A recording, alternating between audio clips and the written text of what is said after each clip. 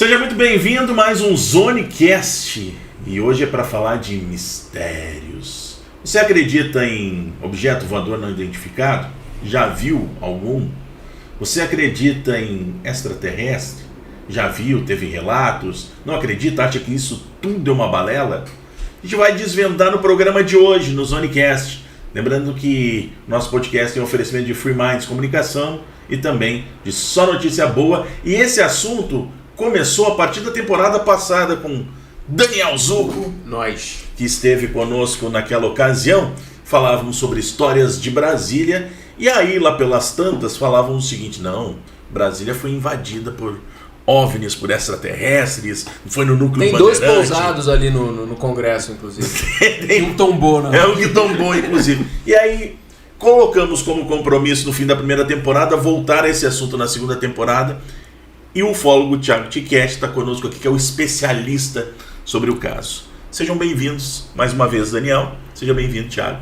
Obrigado, um prazer. Muitíssimo obrigado. Então, vou já começar interrompendo-os. Tem uma frase famosa do Carl Sagan, que é astrônomo, ateu, e ele dizia o seguinte: o que é mais assustador?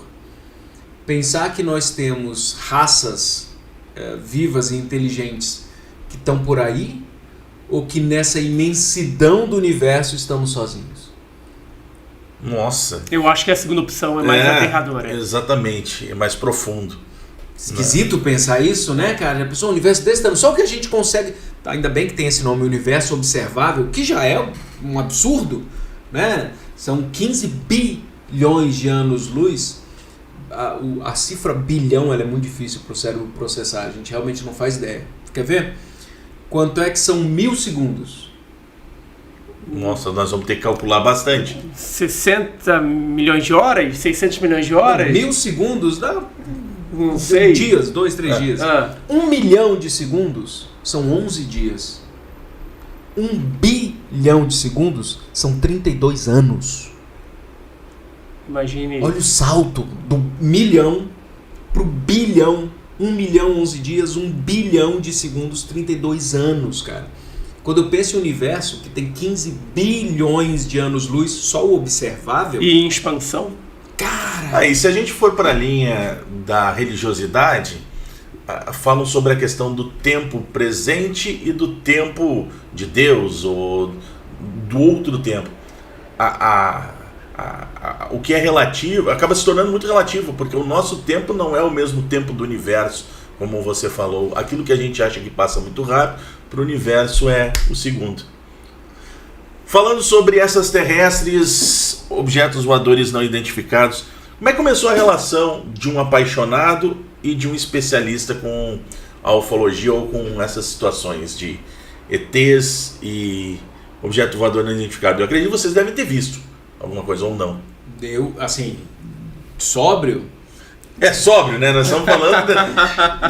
Não vai me dizer que você estava na Chapada dos Veadeiros, Paraí, seja lá o que for. Eu nunca vi, eu morro de vontade, cara. Eu confesso que até quando eu faço orações e tal, às vezes eu peço, né? Quando eu morrer, vai ser uma das primeiras coisas que eu vou pedir, certamente, para quem... Quando eu já estiver melhorzinho, quando for me buscar, é que se eu não conseguir ver outro planeta como funciona, pelo menos que eu consiga ver a Terra do espaço. Deve ser uma sensação espetacular, você conseguir enxergar o planeta inteiro ali. Eu mesmo nunca vi. Mas eu sou um apaixonado pelo espaço, porque o espaço ele nos dá todas as grandezas do grande e a grandeza do pequeno, do ínfimo, do minúsculo. Afinal, todos os elementos são formados em estrelas no espaço, e eu enlouqueço com isso. Né? Esses dias mesmo eu estava enlouquecendo pelo simples pensamento de que nós estamos do lado mesmo, numa vizinhança absurdamente próxima de uma estrela. Cara, a estrela é um reator nuclear perigosíssimo, é uma coisa destruidora que forma buracos negros. E a gente está a 8 minutos luz de uma só. É muito bem aqui, sabe? E isso me enlouquece, de verdade. Eu fico dias, né, nesse tipo de pensamento em relação ao espaço. Eu gosto muito. E eu sou... daquela frase do Carl Sagan, eu acho assustador que a gente está sozinho. Eu acho que esse é um desperdício divino de tempo e de produção, fazer esse universo inteiro que tem 15 bilhões de anos para que nós, seres humanos, possamos entender só há, sei lá, 1000 anos, 5.000 anos talvez, um troço de 5 bilhões. Pô, cara, Deus perdeu a mão aí, se for assim, sacou? Então tem que existir. Como é que começou a tua relação com UFOs, ufologia? A relação não digo nem profissional, quando começou assim, teu primeiro interesse? Eu nasci com isso no sangue. Sério? Sempre falei isso. Meu pai gostava, mas eu já nasci com isso. Eu, quando comecei a ler, o que eu li eram revistas em quadrinhos, de super-heróis, e revistas de ufologia. Então eu nasci apaixonado pelo fenômeno, e com o passar do tempo me tornei um estudioso, porque eu queria saber o que eu vi. Em 1982, que eu vi um objeto voador não identificado. Isso, em 1982, isso, não querendo ser indiscreto, que idade você tinha? 8 anos. 8 anos. E você teve a sensação de que esse objeto voador não identificado poderia ser alguma coisa relacionada a extraterrestre, ou foi só naquele momento, quando alguém... Você contou pra alguém? Primeira pergunta. Eu não estava sozinho, eu estava com meu irmão, com alguns amigos, conto pra todo mundo. E qual é a reação das pessoas quando você conta que viu algo assim, um objeto voador não identificado? Acho o máximo, porque que nem o Daniel, todo mundo gosta de ver. Uhum. E não são todas as pessoas que conseguem ver. Mas não chegam a questionar o fato seguinte: mas você não viu uma estrela cadente, alguma coisa? Eu não vi. Apesar de eu ter só essa idade, eu sou filho de militar. Uhum. E eu morei até aquela idade em bases aéreas.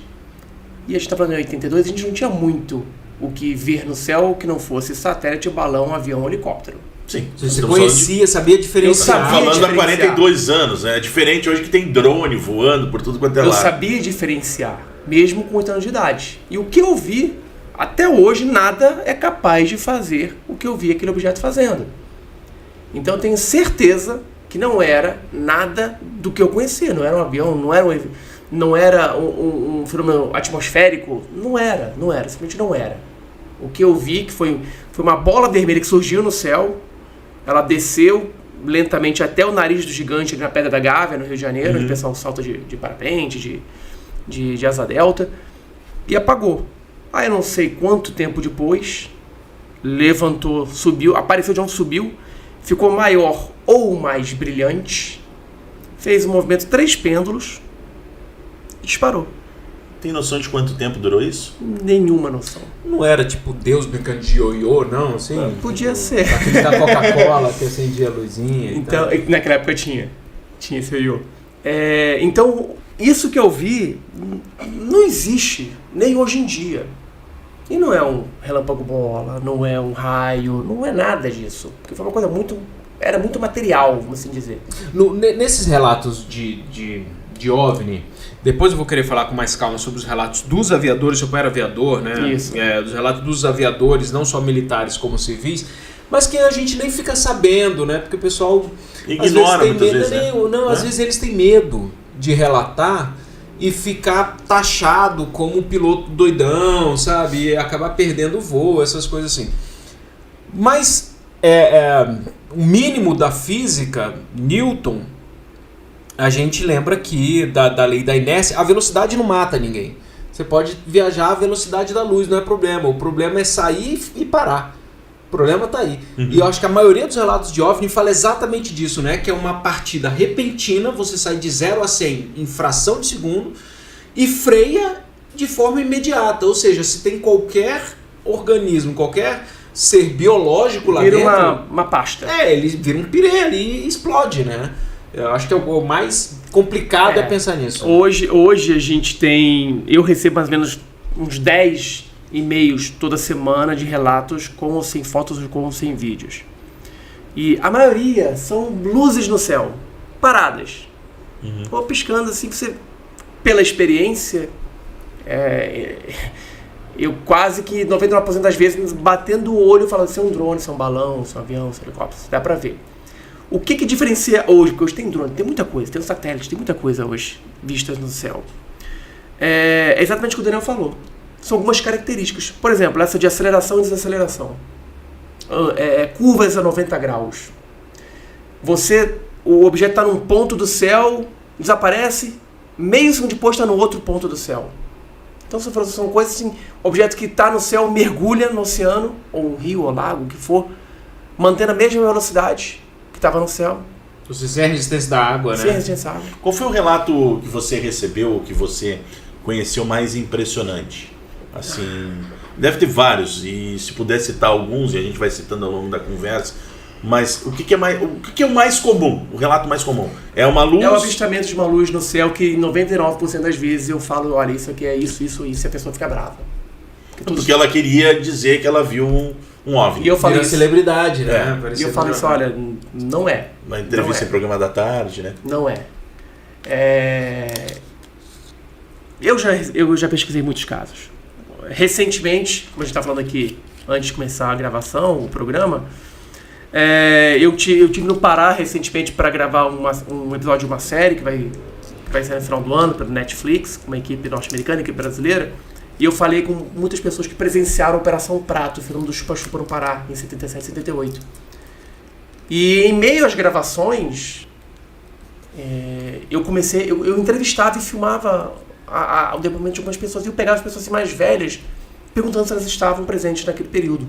E eu peguei um senhor, José Francisco, que ele falou, não, eu estava aqui nessa praia aqui, na praia de Humaitá, em Colares, eu estava aqui, eu vi o objeto, apareceu, o objeto veio, acertou, disparou o raio dele, pegou numa senhora, e a gente jogando pedra, tirando morteiro, as pessoas tiravam morteiro, jogavam pedra, alguns com espingarda tiravam para espantar o bicho. Cara, imagina esses ETs olhando pra gente e falando assim, gente, eles ainda usam pedras, né? Os caras fazem uma viagem interestelar. Anos 70, no norte do Brasil, no meio das cavernas. É o espírito de defesa, né? Ou seja, a pessoa não sabe o que está acontecendo. Em Colares, né? Década de 70, em Colares, que hoje, esse ano, 2024 que eu fui, pra chegar a Colares, é balsa. Já é fim do mundo. É balsa, é chão, é muito. Então, todo esse tempo atrás, esse relato do José Francisco, ele falando que na hora que o objeto, que o chupa-chupa tirou aquele raio que atingia as pessoas e marcava, esse raio, essa fita, essa agulha, à medida que ia subindo de volta para o objeto, ia deixando rastro de sangue no chão. É como você pegar uma agulha, ou pegar uma agulha com um cano e espetar alguma coisa e sair puxando e vai ficar com aquele rastro. Então esse relato nunca saiu em lugar nenhum. Eu não ouvi falar da luz. Explica um pouco mais sobre a Operação Prato, que envolveu a aeronáutica, né? Inclusive as autoridades brasileiras. Não só a aeronáutica, o Sistema Nacional de Investigação, o mas eles SNI confirmaram, também. falaram, olha, Isso. teve um OVNI e depois deram um Operação disso, né? A Operação Prato ela teve início em outubro de 1977, depois que muitos prefeitos e cidades no interior do Pará e algumas do Maranhão, antes teve o caso da ilha do Caranguejo, começaram a relatar que objetos voadores identificados estavam surgindo de manhã, de tarde e de noite e atirando raio em pessoas. Dia. De manhã, de tarde e de noite. De dia, em pleno luz do dia. Atirando raio em pessoas, as pessoas entrando em desespero, muitas saindo, fugindo das cidades. Algumas cidades ficaram cidades fantasmas, só ficaram os adultos, os homens, para tentar defender. As mulheres e crianças fugiam e você podia estar em casa, pessoas anoitecia, fechava as portas de casa, janela e tudo. E mesmo assim os raios ultrapassavam o telhado e acertavam as pessoas. Mesmo assim. Nessa gravação a gente teve contato com algumas pessoas que foram atingidas por esse raio do chupa-chupa. Então entraram em contato com a Força Aérea, porque era coisa do céu, mas a Marinha também investigou, porque teve relatos de objetos saindo da água. E a Aeronáutica mandou uma equipe lá para fazer uma missão secreta, que ficou conhecida como Operação Prato, na época comandada pelo capitão Holanda, o Irangê Holanda. E eles registraram centenas de fotos, assim como repórteres da época registraram centenas de relatos, de fotos. Tem filmes, mais de 20 horas de filmes que nunca foram vistos por nós ufólogos. Esses filmes desapareceram. E aí, desculpa, Estão classificados de algum lugar. E aí, ou foram assim, embora do Brasil. Não querendo cortar a história, mas só para acrescentar, por que essas coisas não são publicizadas? Eu sei que se a gente for pegar judiciário, outras coisas, outros assuntos, tem algo que fica restrito a uma investigação, seja da Polícia Federal, para não atrapalhar a investigação. Por que essas situações todas, elas nunca vêm ou nunca vieram à luz com os seus detalhamentos? É uma explicação de que pode chocar? É porque não tem o interesse, porque não quer saber o que realmente aconteceu? Qual é a sua sensação? De repente tem alguém mandando cala a boca. Qual é a tua sensação com relação uma sociedade secreta aí, falando... A Operação Prato, ela foi muito divulgada na época, no Brasil inteiro. E no mundo depois teve livros. O Carlos Mendes, que é um jornalista paraense, que ele acompanhou, ele chegava antes da equipe da aeronáutica, nos casos, ele foi mais no interior ainda, ele coletou muito mais casos, escreveu um livro, Luzes do Medo, publicou tudo isso. Isso foi muito conhecido. Agora, o governo não fala abertamente do que acontece por várias razões, e a gente não sabe qual é a real razão. Eu acho que é pelo temor de causar a população um pânico. Tem um faniquito e meu Deus. Mas isso é um pensamento da década de 50. Hoje em dia eu acho que não teria todo esse pânico. Mas hoje em dia, o que eu acho que ele mais teme é não conseguir explicar a origem. Se você falar, realmente aqui em Brasília passou um disco voador e ficou em cima do Congresso Nacional. Sim. De onde que ele é? Não sei. Mas de verdade aqui. Alô, senhor governante aí, governantes do mundo. Qual o problema de dizer, cara, não sei. Até porque... Fragilidade. Cara, ninguém sabe, nem eu sei, nem a NASA sabe, nem a agência chinesa, nem a agência indiana, nem a agência russa. Ninguém sabe por quê. Não sabe. Não sei. Agora, você... Até porque hoje em dia a gente cansou de ver isso no cinema, de que, cara, não sei, bicho. E o próprio governo no cinema assume, não sei. Põe-se no lugar dos Estados Unidos. A maior potência bélica do mundo, Estados Unidos. Objetos filmados e divulgados, vazados, vários filmes de objetos. E eles falaram, não sabemos o que é isso. O temor deles, e eu acho que a melhor explicação... Deve ser tipo um terrorista, chinês. A melhor resposta para ele, da origem desses objetos, para os Estados Unidos são extraterrestres. Seria a melhor resposta. Se for um drone russo, ferrou. O céu deles está bem desvigiado. Um drone russo, um drone chinês, um drone norte-coreano, um drone japonês. Ferrou, porque eles têm uma tecnologia que nós não temos. Algum país no planeta tem uma tecnologia muito além da nossa. Então eles não podem simplesmente chegar e falar é extraterrestre, porque eles não sabem se é. Não pode... E aí, como é que começam a se criar as teorias sobre os ETs? Não, antes de... Desculpa, porque isso me interessa muito. Mas você acha, eu queria saber a sua opinião também, Adriano, que hoje em dia a população não estaria preparada para essa informação? Eu acho que estaria. Eu acho que sim. Eu acho que hoje a gente tem o Tiquete, tem várias pessoas estudiosos nesse processo que você consegue não entender mais como o fenômeno do chupacabra que vira programa de domingo, uma discussão de entretenimento. As pessoas levam esse processo a sério. Mas ainda assim, mesmo que as pessoas levem a sério, eu acho muito piada, né? Mas reduziu muito. Mas aí eu acho que entra a questão, por isso que foi aquela pergunta que eu tinha feito, de por que não divulgam, por que o governo... Porque eu acho que se tem o medo, tanto da população mesmo que não diga e que queira saber, e dos governantes que tenham a informação, de você criar um caos, de você criar uma situação de pavor mesmo. Essa é a minha dúvida, cara, porque a Operação Prato aqui no Brasil, Roswell, nos anos 47, né, nos Estados Unidos, cara, saiu em todos os jornais. Todos os jornais, inclusive com declaração dos comandantes militares à época nos Estados Unidos, dizendo que sim, era um óbvio que eles capturaram a nave, capturaram inclusive indivíduos biológicos. Aí 2 dias depois, não, deixa disso. E foi o maior acobertamento que houve até hoje ufológico. Mas ninguém entrou em desespero, não teve caos social. Não entrou porque eles abafaram imediatamente depois. Primeiro falaram, os Estados Unidos capturaram um disco voador.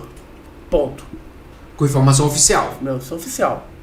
Jornais do mundo inteiro começaram a ligar pro escritório do xerife em Roswell, pra base em Roswell. E aí falaram, putz, não podemos falar isso.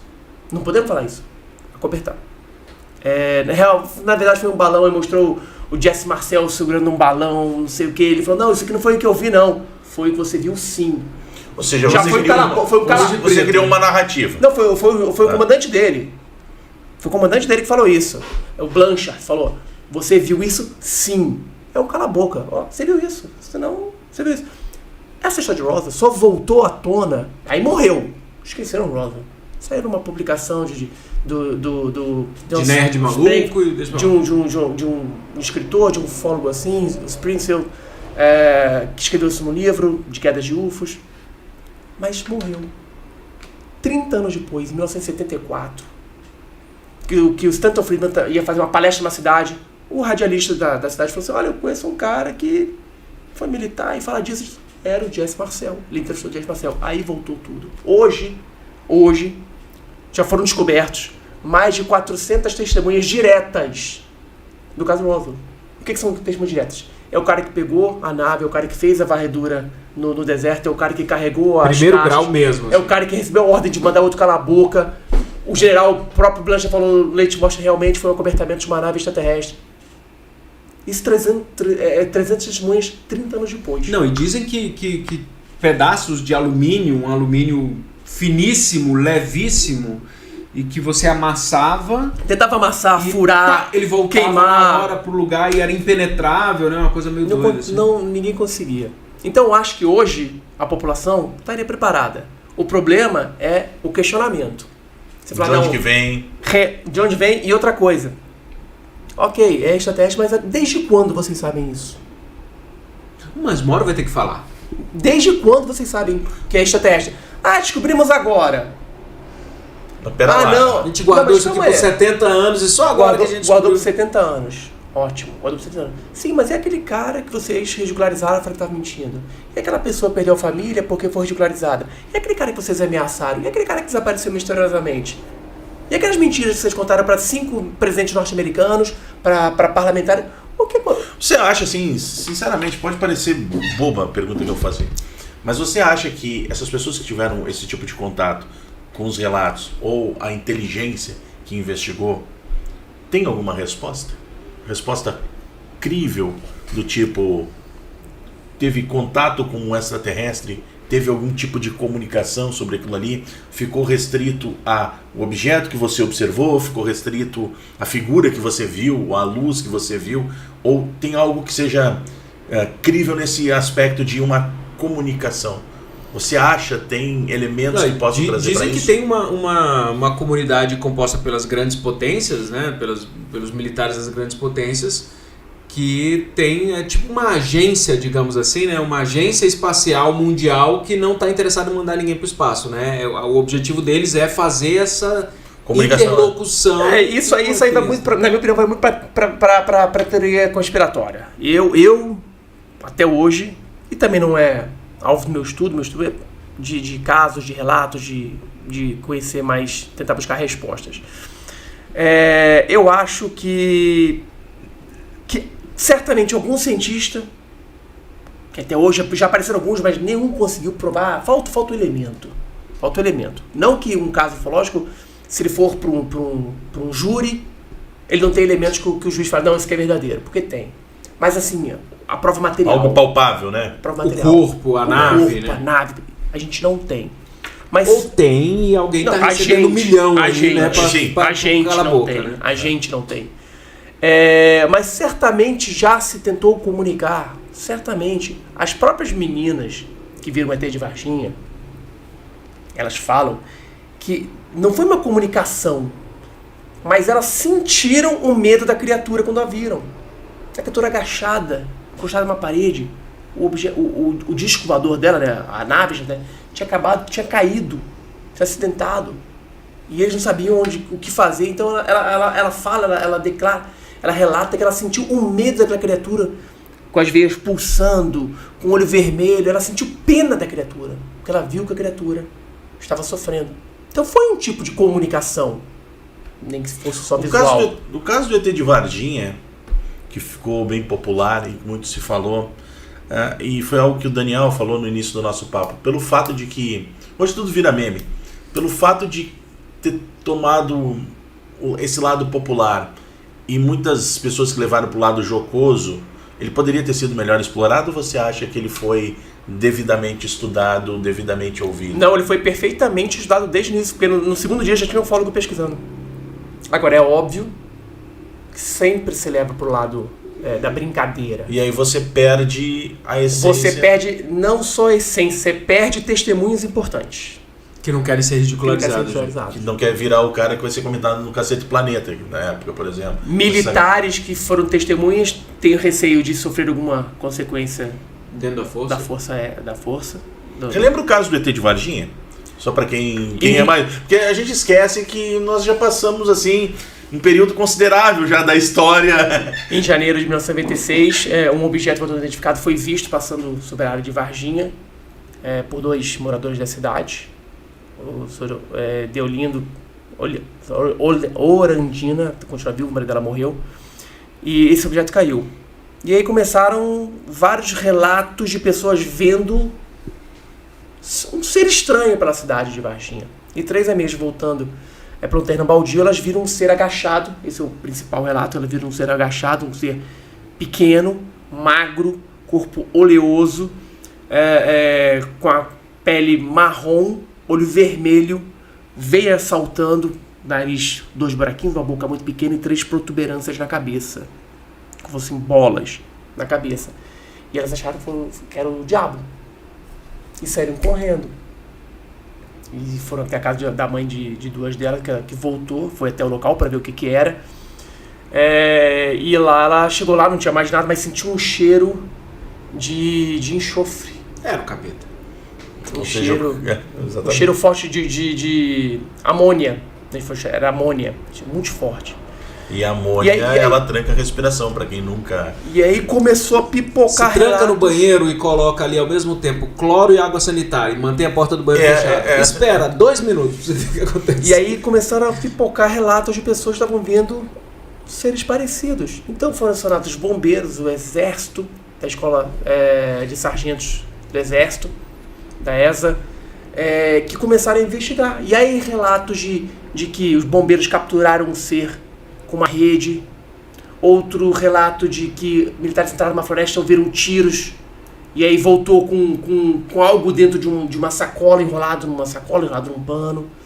Teve o agente do exército, o Xerezi, que era da inteligência do exército, do A2, que também ele tocou no ser, junto com outro colega, ele tocou no ser, sem proteção, e dias depois ele morreu, de forma misteriosa. Alguns falam que explicou, foi uma infecção que ele já tinha e não teve cura, outros dizem que essa infecção nunca existiu, que ele não tinha antecedente, tipo depois radioativo. E depois de tocar a criatura, ele pegou essa infecção e morreu. Então, hoje Varginha está sendo muito mais explorada do que antes, explorada, que eu digo, de investigação. Cara, mas aí me abre uma janela, quando a gente começa a pensar, e você é especialista em espécies, né? Quantos livros já? São 15 livros. 15 livros com 72 espécies. Sobre tipologia são 4 edições. Aí. O que eu penso é o seguinte, você descreveu aqui o ET de Varginha, ainda bem que você não descreveu o ET Bilu, desse nós não vamos falar. Exato. ET Bilu, procure no Google. Procure conhecimento. Seja bom. Né? Procure conhecimento. Mas aí você falou, o cara tem olhos vermelhos. No aspecto de... seria o diabo. Mas aí ele tem narinas e boca. Ou seja, aparentemente aquilo ali não é um traje. Aparentemente. O traje não faz necessidade de ter orifício. Isso. Até porque a ideia é não ter orifício no traje para que você possa não ter troca gasosa ou perca gasosa, enfim. Ou seja, esse ET respira oxigênio com nitrogênio e hidrogênio igual nós? Não sabemos. Mas não é muito estranho, muito bizarro isso? Porque assim, para ele respirar essa mesma composição de oxigênio, nitrogênio e hidrogênio que nós respiramos, cada um na sua proporção, significa que no planeta dele, ou no ambiente no qual ele vive, ele é de Krypton, explodiu e vive numa nave, blá. Mas no ambiente natural dele, ele consegue sobreviver. O ar é no mínimo igual nosso, semelhante ao nosso. No mínimo semelhante ao nosso. Isso é improbabilíssimo. Não. Mas não. Sabe por que não é? Porque os próprios cientistas falam que para existir vida biológica com base no carbono, como a nossa. Porque nem toda vida biológica é baseada no carbono, nem na Terra. Exatamente. Se você pegar aqueles vermes zumbis que vivem no interior de uma geleira no Ártico ou na Ou Antártica. próximos de boca de vulcão subaquático. O cara, bicho, esses vermes zumbis, velho, eles sobrevivem por 50 mil anos. E com enxofre, com amônia, e com A várias base coisas. biológica deles não é o carbono, é o silício. Exatamente. Então, o ar e a água, como a nossa, oxigênio e hidrogênio, ela é essencial para a vida biológica com base no carbono, que é a nossa. Mas nem todas, a gente já sabe que nem todas são. Exatamente. Então, cara, Mas é aí muito também não improvável, pode- porque para isso você tem que ter. Outra coisa, ele não foi esmagado ou flutuou com a nossa gravidade. O Resumo planeta da obra. dele semelhante O ao nosso. ambiente dele tem que ter uma gravidade de cerca de 10 metros por quadrado, 10 metros quadrados por segundo, tem que ter uma composição gasosa similar. Cara, isso é muito improvável. Mas aí também entra o que você está falando, das várias espécies. Exatamente. A gente tem... Porque uma outra espécie pode viver dentro de uma realidade como a nossa. Você falou aqui já no programa, tem relatos que você só vê o objeto. Daqui a pouco o cara só consegue. O ET só consegue viver dentro da. Aí tudo bem, mas o que eu acho estranho é exatamente isso. Né? Assim, o cara cai, sai sem armadura, né? Sem nada, sem uma estrutura. Né? Sem traje. E tá vivendo, na moral, aqui, cara, com a mesma gravidade que a nossa, com o mesmo tudo. E outra coisa, o mundo dele, ou o ambiente natural dele, que pode ser dentro da nave, também tem que ter o mesmo nível de poluição que a gente tem. Pra ele não se contaminar. Porque senão ele ia morrer em segundos, cara. Se a gente voltar no tempo, pudesse voltar no tempo, e a gente simplesmente, hoje, nós que somos hoje, retornamos para uma era pré-industrial, cara, é capaz da gente adoecer pela pureza do ar. Sim. Porque nós estamos acostumados com esse ar poluído que a gente vive hoje. A gente adoeceria pela pureza do ar. E por que eles não? Né? E aí, só sendo mais advogado do diabo, cara, tanta tecnologia, tanto isso. O cara cai, velho. Uma pane, tipo, deu prego na nave. Todo mundo fala isso. E eu respondo... A única coisa perfeita é Deus. Todo ser criado por ele, no meu entendimento, pode errar. Tudo bem, cara. Mas, pô, eles não... Porque eu falo isso. Nós, humanos, com a tecnologia... Hoje a gente chama de avançada porque é o máximo que a gente chegou. Mas, cara, não é nada avançado a nossa tecnologia. A nossa tecnologia é avançada porque a nossa tecnologia que a gente tem hoje, eu acho avançada, a gente teve essa tecnologia não tem 70 anos. Não, sim, muito pouco, cara. A nossa propulsão, ela é absurdamente burra, mas é o que a gente consegue fazer. Sim. A gente gasta um combustível, calor, energia, a gente desperdiça muito mais em calor, sim, o nosso combustível, do que em propulsão. Com certeza. Mas o que eu penso é o seguinte, nós, com a nossa tecnologia extremamente rudimentar, mesmo que seja o máximo que a gente conseguiu até hoje, é o mais avançado que a gente já chegou, mas ainda é rudimentar, pelo desperdício. A gente tem inúmeros jatos, os aviões de caça, tudo isso, eles têm, a não ser que sejam abatidos, mas se dá pane, eles têm inúmeros dispositivos de não queda. Que eles resolvem. Cara, a gente sabe fazer isso. Sim. Pô, o ET que veio da casa do caralho não sabe fazer, velho. Aí você teria que chamar o CENIPA para investigar o porquê, a causa da queda. Mas estou falando, por exemplo, sabe qual é a teoria da queda do OVNI em Roswell? Duas. Uma, que ele foi atingido por um raio. Porque naquele dia, nos dias, estão tempestades homéricas no Novo México. Aí no planeta dele não sei. raio. Infortúnio. Quantas pessoas já foram atingidas por um raio? Você atingido por um raio... Morreu. É 1 em 10 milhões. Sim, bicho, mas um Boeing... Ok. Todo Boeing já foi atingido por um raio e o voo nem abalou. Ok. Eles nunca ouviram falar de Faraday. A outra teoria. Pode ser que no planeta eles não tenham raio. Então, eles não estão preparados para isso. A outra teoria... Que lá em Roswell era onde era experimentada a bomba atômica, testada a bomba atômica, no Roswell, no Novo México. Então lá havia os radares mais potentes e avançados do mundo. Isso pode ter interferido na queda do objeto. Teorias, porque a gente não tem explicação, são todas teorias. E aí você falou, Seres que vêm aqui e respiram nosso ar. O cientista fala que para ter a nossa composição tem que ser o carbono, blá, blá, blá, blá, blá, blá. Só que aqui eu tenho dezenas de relatos de seres usando capacete. Dezenas. Seres parecidos com seres humanos usando capacete. Seres que parecem gosma, seres que parecem um louva-a-Deus, seres que parecem... Todo Com tipo. traje. São quantos? Com traje e sem traje. Quantos que Todo você tipo. conseguiu registrar? 72 tipos. Que eu E classifiquei em 4 grandes grupos, que é humanoide, que é humano, parecido com humano, cabeça, tronco e membros. O animalia, de pentagrama, né? isso, animalia, que são parecidos com animais, com pelo, ou com escamas, ou com patas de peixe, coisas assim. O robótico, que é a característica de robô, e o exótico, que não se encaixa em uma dessas. São seres magósmas, são seres que Ele parecem esqueceu de fantasmas. registrar, pra dar uma sacaneada, ele esqueceu de registrar os seres que tem no filme Emanuele. Que são os seres do espaço que vêm invadir a Terra também. Ele não registrou. Mas, por exemplo, esses robóticos, eles são humanoides? É tipo C3PO? Ou é tipo R2-D2? Tem o caso do Uranese, que um ser que saiu da nave é um ser do tipo humanoide, que é um ser grande de 3 metros, com capacete. E ao lado dele saiu um ser como fosse uma caixa com 2 pés. É um ser robótico. Tipo o BB-8 de Star Wars. Parecido. Isso foi antes de Star Wars. Silêncio, hein? Não, quando dá o silêncio é porque... eu vou ser também advogado do diabo na ufologia. Hoje na ufologia a gente tem muito mais teoria do que evidência. O que é a nossa evidência hoje? Hoje são filmagens, tipo as que foram vazadas pelo Pentágono, do Pentágono, né? Não foi do Pentágono, de objetos que ninguém consegue explicar, nem o próprio Pentágono. Aqui no Brasil, agora voltando de novo, a gente falou de várias situações, registros de objetos voadores ou de ETs. Tem regiões específicas, não tem regiões específicas, porque já se falou que teve no Rio Grande do Sul, a gente falou de Varginha, falamos de Brasília, e eu quero que você relate, Chapada dos Veadeiros, Alto Paraíso, se você vai para lá, para Chapada... Tem um discoporto lá. Exatamente.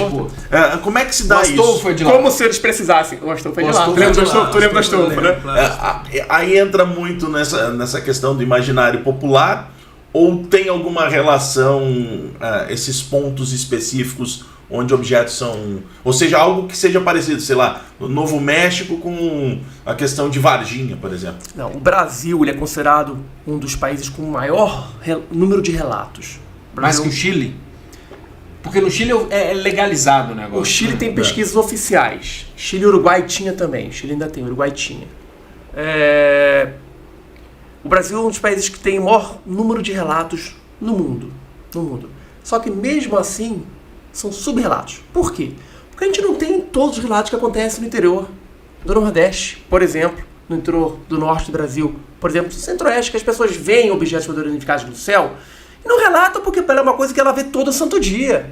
Ou também, vamos deslocar lá de Pindamonhangaba, do interior do Norte, não sei da onde. Então, é pantaneiro, imagina esses vamos deslocar tocador até de bois. Campo Grande, Cuiabá, Cáceres para relatar para um ufólogo. Não vai.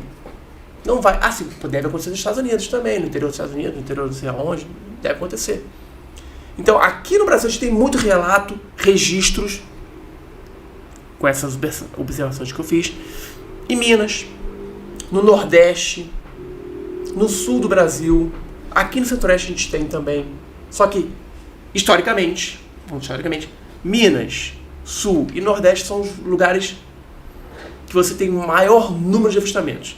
Não falei no Norte do Brasil, porque no Norte do Brasil seria uma atualmente é sazonal e subnotificação. É sazonal. Se a gente fala de subnotificação com o Ministério da Saúde para dengue, Covid, não sei o que, imagina... Para os casos ufológicos... Coisa séria. Que não seja sério. Exatamente, imagina para isso. E aqui em Brasília, eu queria que... A gente falou sobre que teria aparições no Núcleo Bandeirante, no outro programa que fizemos contando as histórias de Brasília. Quais são os relatos que tem aqui da capital? Brasília tem bastante casos. Sério? O mais famoso é o de 96, onde 3 empresários viram, fotografaram e um policial filmou um objeto voador identificado sobre a barragem do Paranoá. 3 empresários vinham de Tocantins, uma viagem, estavam no lago, 96, o Lago Norte.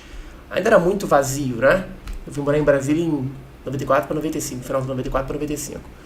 Então eu lembro que até o final da Asa Norte não era toda construída. A 16 Norte você descia a tesourinha da 16 Norte, fazia a tesourinha para subir, porque não tinha prédio nenhum, não tinha olhos d'água, não tinha nada, era mato. Era mato.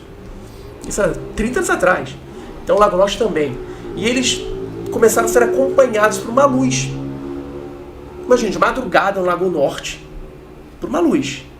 E aí chegou em determinado momento, onde tinha um posto de gasolina, acho que era na QI ou QL7, tinha um posto de gasolina em construção, e aí essa luz pairou em cima da pista. A luz parou em cima da pista do Lago Norte. E eles se desciam, se vinham, tiveram a coragem de passar por baixo da luz e aceleraram, e foram embora. E essa luz continuou acompanhando eles. E eles foram parando em vários pontos, que antigamente no Lago Norte tinham pontos de bombeiro. Foram procurando pontos de bombeiro, pontos de polícia, e chamavam quem estava, olha, tem a luz ali, a luz estava... Aí o pessoal saía, olhava, ok. Não dava atenção. Até que eles chegaram no lago, na barragem do Paranoá, e ali, você vindo pelo lago, você tem a barragem do Paranoá para você subir, tinha um posto de bombeiros.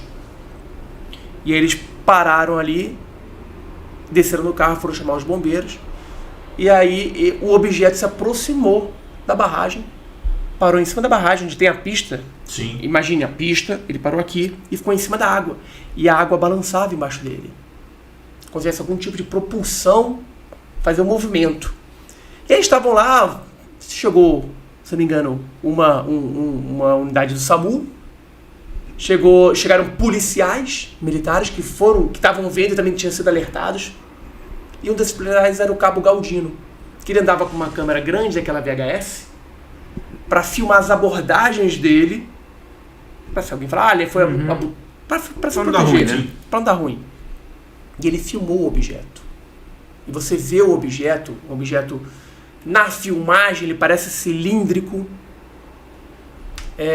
mas no testemunho das pessoas, eles pareciam a Cruz de Malta. O testemunho parecia a Cruz de Malta.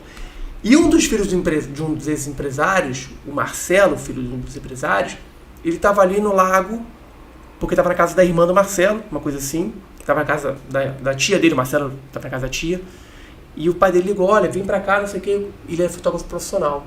E ele foi. Ele levou uma câmera, ele tirou 36 fotos. Eu tenho uma das fotos, que é a coisa mais linda, nítida, você não vê o detalhe do objeto, você não vê. Mas é o céu azul de Brasília, sem nuvem. De dia? Não, à noite, é madrugada, mas assim, nítido. E um objeto cilíndrico branco. Que não tem como explicar.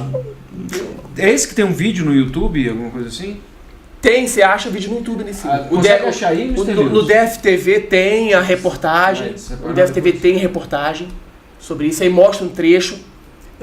Eu tenho um pouco do trecho desse vídeo, mas não está em boa qualidade, porque foi passando. Outro caso foi um OVNI que ficou sobre a presídio da Papuda, em 97. Mais de 20 policiais militares que faziam uma... E resgatou o Fernandinho Beiramar, foi isso? Ele estava no Rio, Beiramar. Ele veio pra cá depois. Foi pra cá depois. Eles botaram os outros lá. Aí o objeto ficou em cima do presídio, os policiais viram o objeto, entraram em contato. Tem registro pela UNB. O UNB tinha um grupo de estudo científico, Grupo de Estudo Ufológico, do Departamento Parecientífico da UNB. Eles investigaram esse caso, fizeram um relatório e tudo mais. Os militares do presídio entraram em contato com a base aqui de Brasília, que falou que viu também nos radares, estava lá registrado nos radares. Só que... Isso aí me chamou a atenção. Tô sendo bem advogado diabo, cara, Mas a gente tá com tiquete aqui exatamente pra pressionar. Exatamente. Botar na parede. Porque eu realmente acredito. Eu sempre falo assim, pra mim não é uma questão de crença. Vida inteligente muito mais desenvolvida que a gente, ou até menos. Pra mim não é uma questão de crença. Pra mim isso é certeza, não é crença. A lógica nos leva até aí. Mas como jornalista tem que fazer isso. Por exemplo, por que os radares da base aérea identificaram o negócio? Cara, isso também não atesta contra a tecnologia avançada? Claro. Né? Hoje nós sabemos burlar radar. E os caras não sabem, bicho. Voltando. Eu aqui cataloguei 72 tipos de seres que podem não ser 72, pode ser mais, pode ser menos. Só complementando. Mas do planeta deles é um planeta não militarizado, eles nunca precisaram disso e blá blá blá. Mas, pô, os caras não observaram, a gente quando vai fazer um estudo, a gente antes de começar o estudo, tem o método científico, cara, a gente aprende isso na escola. Tem a observação, que é até para você saber os parâmetros do seu estudo. Os caras vieram na doida. Não. Gostei daquele azul ali. Mas é que a gente parte do não princípio vieram. da nossa realidade, né? E a gente está tratando com algo, por mais que você tenha estudo, de algo que é desconhecido. Por exemplo, Noite Oficial dos OVNIs. Tá? Em 1976, 22 objetos foram testemunhados por centenas de pessoas, por pilotos da aeronáutica, por controladores de tráfego aéreo. São Paulo, Rio, Brasília e alguns Minas Gerais. Há relatos de pilotos que decolaram para identificar e interceptar os objetos. Piloto de avião viu 6 objetos do lado esquerdo, 6 objetos do lado direito, 7 do lado direito. Viu. Controle de tráfego aéreo, não viu nada no radar. Controle de tráfego aéreo, viu vários objetos. Piloto, não viu nada.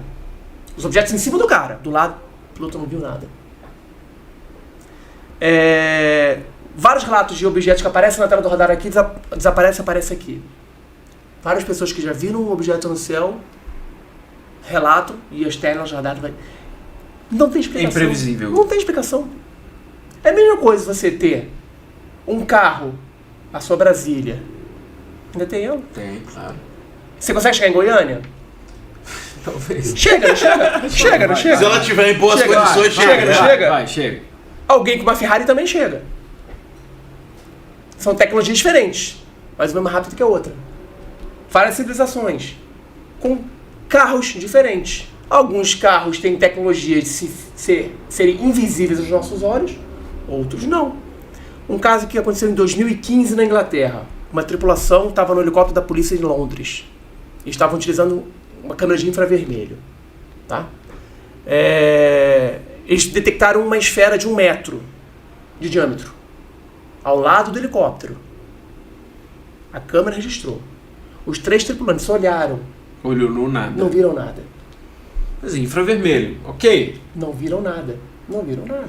Tem outra coisa, eu até falei antes da gente começar o nosso programa, que são os desenhos em vegetações, agroglifos, é isso? Os agroglifos. Que eu fiquei muito impressionado quando eu vi isso, e eu citei aqui, de uma série do History de Carona com OVNIs. E aí o relato, se eu não me engano, era no Paraná, mas deve ter em outras regiões. Foi em Ipuaçu, se não me engano, Santa Catarina. Isso. Eu não vou lembrar, mas era nos estados do sul. E o que choca, o que impressiona, por exemplo, na gravação, é que você tem a gravação 10 horas da noite, meia-noite, daquela vegetação, e no outro dia, 6 horas da manhã, você tem a imagem daquela mesma vegetação com vários desenhos, obras de arte, eu vou usar essa expressão. Que dizer que o Daniel foi lá fazer aquilo entre meia-noite e 6 da manhã, o Tiquete, o Adriano, é algo impossível. Não é. Não, dizem que 3, 4 pessoas em 3, 4 horas, com tábuas, né, conseguem fazer isso. Eu só tenho uma questão em relação aos agroglifos. Como é que você chega no meinho da plantação, da vegetação, sem deixar rastro? E você andando com tábua, com tudo aquilo. Porque assim, se veio voando... voando, velho, não tem o que fazer. Mas a galera que defende que é gente fazendo com tábua, como é que você chega lá com eu adoro falar de agroglifos porque eu era cético. 100% cético. Você não acreditava? Com aquele pensamento assim, esses caras vão vir pra cá pra fazer desenho, cara. Porra. Mas não pode ser o trem de pouso, assim, tipo, a propulsão dele? Não. Não é que nem o Thor que aparece e faz aquele desenho bonito no universo. Não. Aí tá. O que chama atenção no agroglifo? É exatamente uma das coisas que você falou. 99% dos agroglifos são falsos. Feitos por alguém. Quando você tem aquela imagem aérea bonita, você não vê os defeitos, você não vê as pegadas, você não vê. Só quem está lá em loco pesquisando que vai notar isso. O que Qual o mistério dos agroglifos? Que ocorrem, são registrados na Inglaterra há dezenas de anos, mas surgiram lá em 1600, quando apareceram essas marcas nas fazendas da Inglaterra e falavam que era o demônio ceifador que estragava as plantações para punir o dono da fazenda porque tinha feito alguma coisa. Ok. Qual o mistério dos agroglifos? Eles surgem da noite para o dia. Questão de horas. Onde surgem, tem pessoas morando ao lado. Ninguém relata barulho de pessoas andando, cachorro não late, nada disso. Os desenhos são sempre muito bem feitos. Muito complexos. Muito complexos. As plantas não são quebradas, elas são penteadas. Não é nem dobrada, é penteada. Nem racha, né? Ela só dobra e... Penteada. Se pegasse um pente grande e passasse na planta. Há registros de agroglifos onde você entra, você está no local e o sinal da sua internet é ruim. Você entra no meio dele, ele vai no máximo. Você tem campo eletromagnético diferente dentro e fora. Em alguns agroglifos, a planta, depois de cortada, né, que o pessoal destrói, corta para plantação, ela cresce mais forte, ou em outros casos, mais fraca do que as que estão fora do desenho, do que for. O solo, em alguns casos, ele fica muito mais vivo, muito mais fértil, tanto de micro-organismo quanto de crescimento de planta. E no outro, ele fica totalmente estéril e não nasce mais nada ali. Mas o mais interessante é o seguinte: já ofereceram dinheiro para um monte de gente. Faz um. Dá pra fazer. Tábua, aqueles dois velhinhos, tábua, faz, não sei o que. Fez, mas eu quero que você faça à noite, sem deixar 6 marcas, horas. sem deixar marcas, sem chamar a atenção de ninguém. O celular pegando mais forte, com o solo ficando estéril ou mais rico, com as plantas nascendo mais fortes ou mais fracas. Aí eu te pago R$1 milhão. E você não tem... Ninguém nunca apareceu. E também assim, a simetria do negócio. É porque é uma obra de arte, literalmente. Simetria você consegue fazer, pega taca uma estaca aqui, um barbante, um arame, taca aqui, você vai fazendo. Beleza, mas o que eu falo é de simetria de vários círculos que tem cálculos, assim, tipo, o primeiro seria o X, o segundo já é, sei lá, X/38, o terceiro é X/38/38, sabe? Eles seguem uma proporcionalidade muito doida. Mas o que me impressiona é a questão, por mais que de repente tenha essa possibilidade, é a questão do tempo. Você tem que fazer num horário que ninguém esteja vendo. Você não pode usar luz, se você usar a luz numa fazenda, alguém pode ver. Os cachorros vão latir, as vacas vão escuro, mugir. como é que você vai fazer no escuro? Como? E em muitos dos casos de agroglifos, houve antes ou depois relatos de luzes no céu. Eu não acredito que seja pouso, porque são desenhos muito diferentes, muito bem feitos. O pouso de um OVNI, normalmente, ele deixa ou um ninho, ser uma vegetação, ele deixa um ninho, ele chama de ninho de OVNI, é uma marca circular, ou deixa marcas da zapata do trem de pouso. Não, eu penso que fosse a propulsão, sabe? Mas aí fosse propulsão, ele não queimaria de forma regular, assim, simétrica, não queimaria. Você falou dos mistérios que envolvem os agroglifos. Para explicar essa questão de sinal de internet, essas coisas todas, as pessoas caracterizam como se fossem seres extraterrestres, colocando, entre aspas, chips nessas regiões para monitorar, mapeamento, ou não entra nessa linha de estudo? Eu falei que eu era cético, né? Dos agroglifos. Aí eu estava pensando. Tem o chip das pessoas abduzidas também. Tem também. Eu estava pensando o porquê do agroglifo. Estava pensando na minha casa, lá na 13, que você foi lá me buscar, na casa só Brasília. Aqueles desenhos, temos uma tecnologia que você falou. O que nós conseguimos hoje? Mandar o homem para a Lua, mandamos. Estamos testando mandar o homem para Marte, mas já conseguimos mandar satélites ao redor do planeta, sair do sistema solar, já saiu. A nossa tecnologia é essa. A gente já mandou um satélite com um disco de ouro, com o corpo do homem, da mulher, com DNA, com músicas do planeta Terra, para falar quem somos. Nosso planeta tem 5 bilhões de anos. Por aí, 4,5. O universo tem 4,6. 12, 15. 13,8 até 15. O homem Varia. surgiu na Terra... 250 mil anos. Tá. Homem moderno, né? Homem moderno, tá bom. Por que não um planeta com 1 milhão de anos a mais que a Terra, 1 milhão de anos Pensar no futuro, daqui a 1 milhão de anos, onde é que a gente vai estar, né? O tempo e espaço do universo, 1 milhão de anos, é um grão de areia. É um grão de areia. Para 15 bilhões, 1 milhão de anos, pra gente, não sabe nem se vai estar vivo aqui. O Sol vai ter explodido. Não sabe. Então, uma civilização que vive em algum lugar, um pouco mais avançada, 100 mil anos à nossa frente, 200 mil anos à frente, que também para o universo não é nada. Eles não têm a tecnologia de mandar uma tripulação para outro planeta.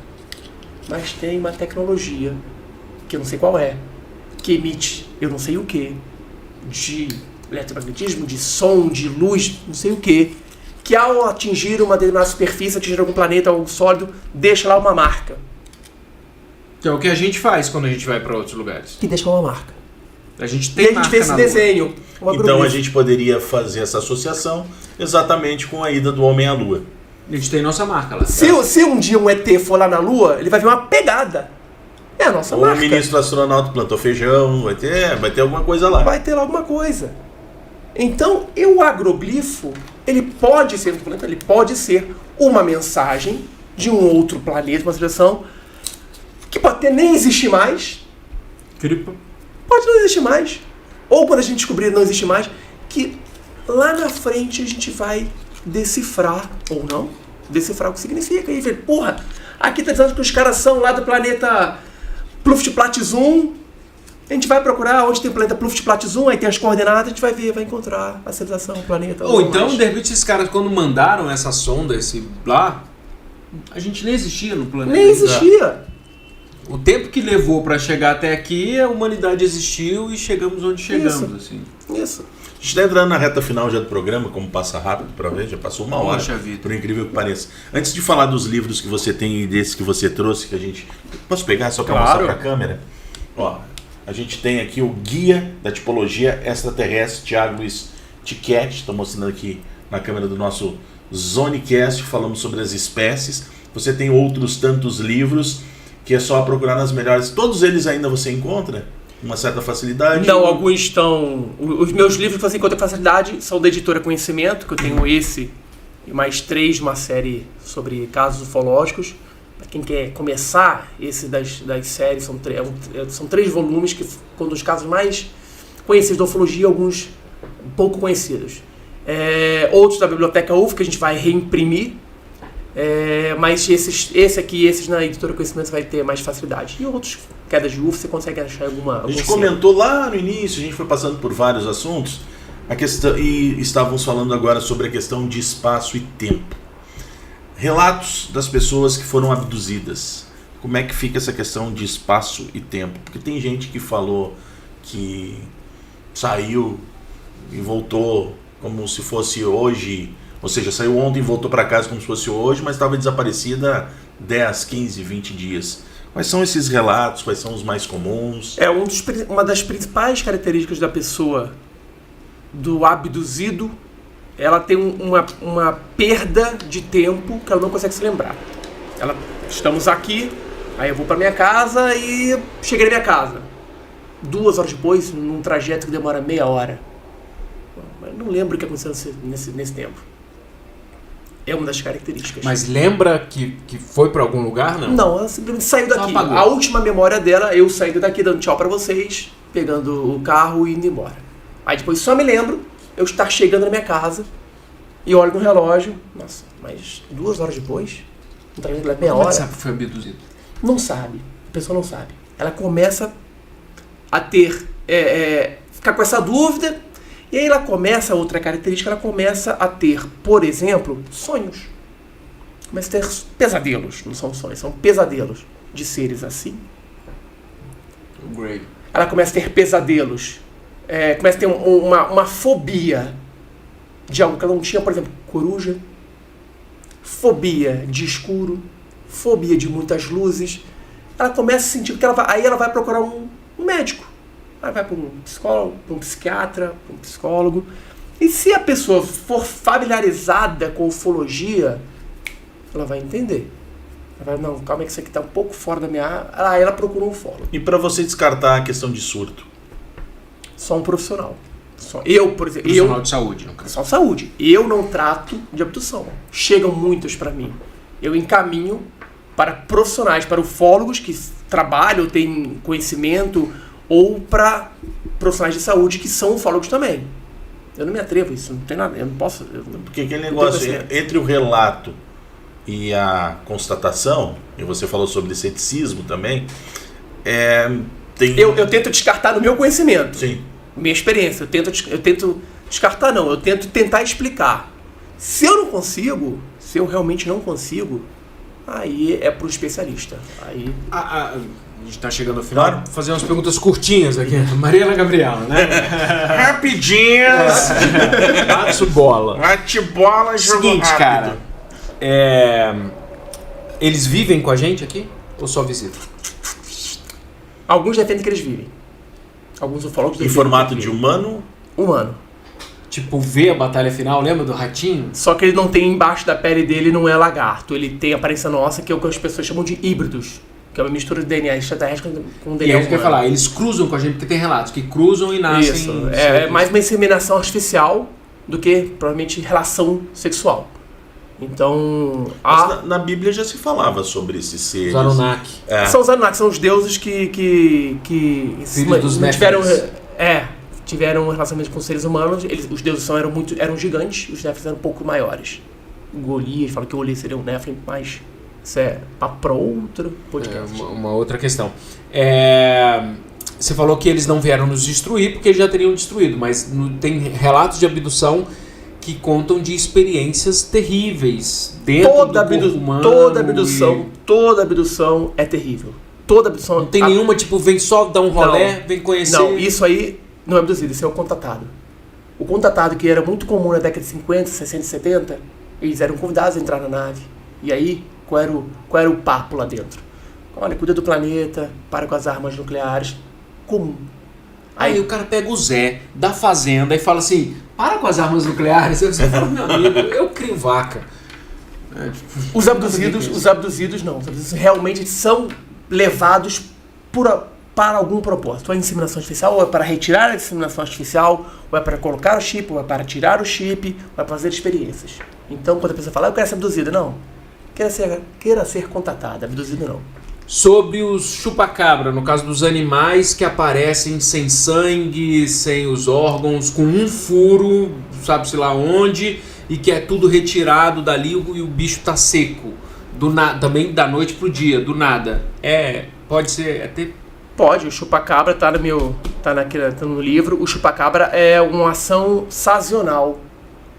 Ele aconteceu muito na década de 90, 95, 96, Costa Rica, e foi descendo, México, aí desceu Costa Rica, chegou ao Brasil também. O Carlos Machado tem um livro muito bom, Olhos de Dragão, que ele fala que ele estudou. Recentemente, no final de 2021, 2022, voltou a ter esse ataque, então a gente não sabe. E a característica é essa. Eu conversei na época, lá nos anos 90, eu conversei com um veterinário que cuidou de um caso de várias galinhas que desapareceram no interior de São Paulo. Desapareceram não, foram encontradas mortas. E ele não tinha explicação. O veterinário falou, não sei, devia ter gota de sangue, não há registro, zero, nem no solo, de sangue, de uma gota. A gente conhece, tem animais que realmente matam, chupam o sangue da vítima, mas eles comem também. Então, todas simplesmente secas, sem sangue algum, mortas, e várias, sem marcas de luta. Tem alguma teoria da conspiração nessa das rapidinhas do filme ET Extraterrestre? Tem, porque o Steven Spielberg é apaixonado por isso. O filme era para ser muito diferente. O ET era para ser muito feio. Ele já é feinho, mas é feio e bonitinho. Era pra ser simpático, fofo, amiguinho das Era para crianças. ser o terror e era para ser uma invasão ao planeta Terra. Dizem as mais línguas. Foram os próprios ETs que chegaram assim, seu Spielberg, tá queimando nosso filme. Pior do que os ETs. O Steven Spielberg não tinha dinheiro para fazer a produção. Então o governo americano falou, olha, a gente banca a sua produção, mas você vai ter que mudar o enredo, porque a gente quer ver a reação do público. E aí veio o ET bonitinho. Que maravilha. Mais alguma rapidinha? Tem uma. Então, Podem ser espíritos?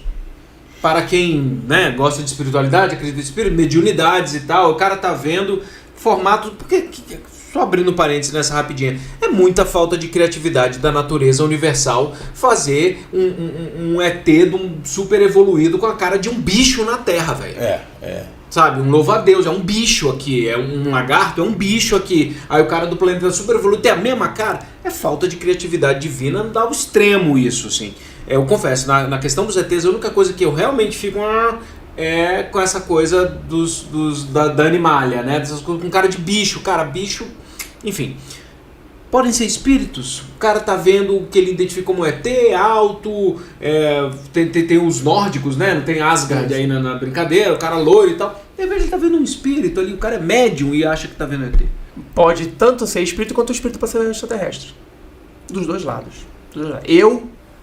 Existe a ufologia mística que trata muito disso. Eu, particularmente, não acredito. Pra mim, não tenho nenhuma evidência de que pessoas possam canalizar ou conversar, receber do espírito uma entidade extraterrestre. E eu acredito que uma pessoa possa receber um espírito de uma pessoa que já faleceu porque aconteceu comigo. Então eu tenho uma experiência própria disso. Agora, de ET ser canalizado, a pessoa parar e começar a falar, eu sou não sei o que, do planeta, falar que nem um robô. Isso pra mim. Planeta Terra. Isso, pra mim isso não. Ainda não me convenceu. Não tive nenhuma evidência que me convencesse. A última. E o ET Bilu? Não precisa responder. Busquem conhecimento, não caia nessa cilada não, viu? Thiago Tiquete, ufólogo. Você tem o canal Desvendando Mistérios, é sensacional, indico, tô inscrito. Obrigado. Vá lá se você quer ampliar ainda mais o que foi o nosso papo. Claro que aqui é só um passar, né? Uma lambida. Com relação ao tema, lá tem detalhes, vídeos aprofundados, análises. Trabalho muito legal, viu? Parabéns. Obrigado por ter vindo aqui. Obrigado pelo convite e sempre que chamar, estarei à disposição. Meu amigo Daniel Zucco, apaixonado por ufologia, apaixonado por Brasília, apaixonado por música, apaixonado por viver, né? Eu acho que é isso que é o mais importante, né? E só coisa boa.